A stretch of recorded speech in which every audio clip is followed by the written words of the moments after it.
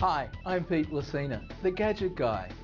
Do you ever feel that there's just too much choice when selecting a lens for your digital SLR?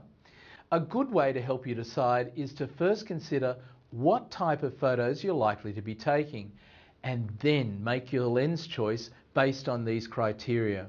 Are your photos extreme close-ups, landscapes, travel, portraits, architecture, or a mixture of these? For some people, flexibility is the key. For others, it's more specialty areas. Once you've made this decision, there are a few important factors to consider to make sure you choose the right lens to suit your digital SLR camera. One of the most important things to think about when choosing a lens is the field of view or angle and the viewpoint that it offers you, which relates to the lens's focal length. Another important question to ask is, do you want a fixed focal length lens or a zoom lens? You'll also need to consider the range of f-stops or apertures a lens has. You may hear this referred to as the speed of a lens. An extremely important aspect of all photography related to lens speed is the concept of depth of field. This refers to the areas of the photograph both in front and behind the main focus point which remain sharp or in focus. The depth of field is affected by various camera settings such as the aperture, subject distance, focal length of the lens, and the camera's sensor format. Generally, the depth of field is adjusted by varying the aperture.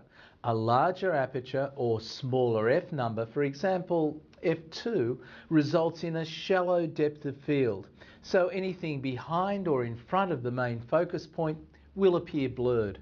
A smaller aperture setting or larger f number, so for example f16, will have a greater depth of field.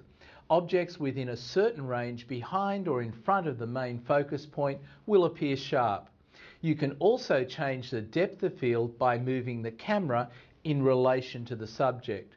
Reducing the distance will reduce the depth of field, while moving the camera away from the subject will increase the depth of field.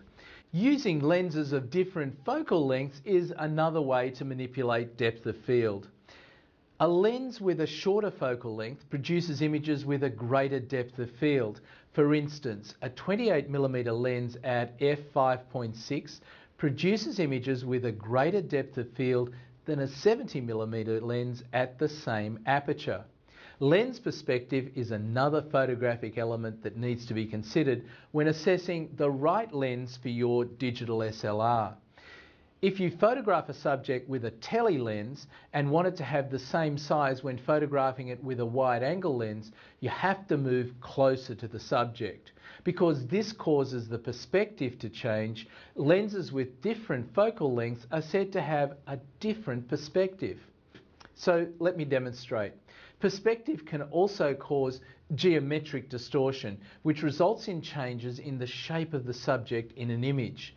Two common examples are barrel and keystone distortions. Barrel distortion is unavoidable in super wide-angle or fisheye lenses. Keystone distortion is usually not strictly a lens defect, but caused by not keeping the film plane parallel to the subject. For example, pointing the camera upwards to shoot a tall building. Understanding field of view, perspective, and focal length will help you make the right lens choice. Camera lenses are broadly grouped into four categories: wide angle, standard, telephoto, and macro, according to their focal lengths.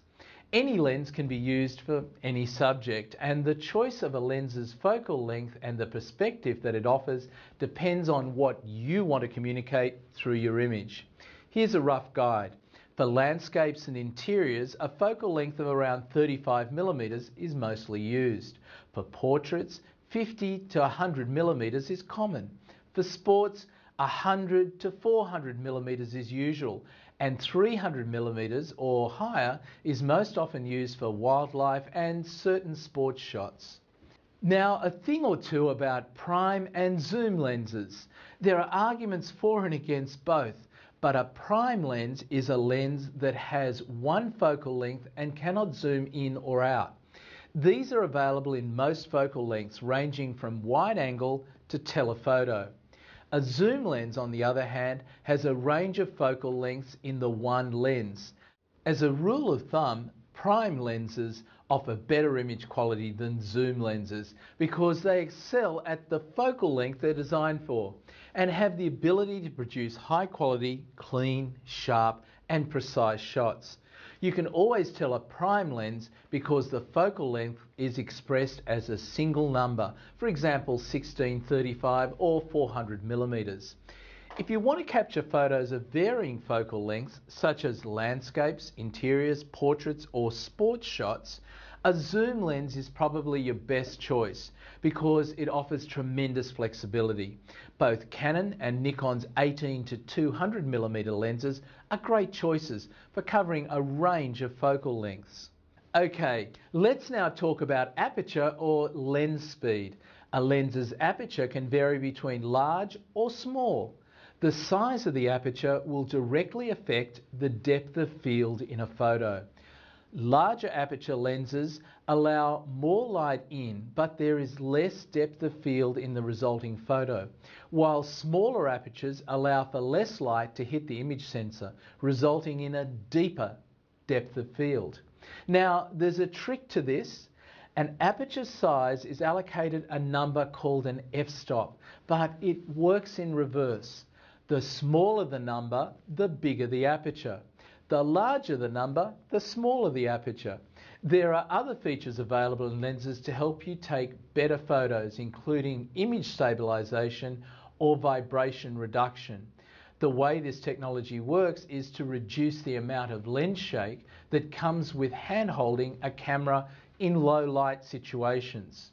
Hopefully, this has helped you to decide the lens that's best for you and your photographic needs. However, there's a lot more to know about lens technology and choosing the most appropriate lens.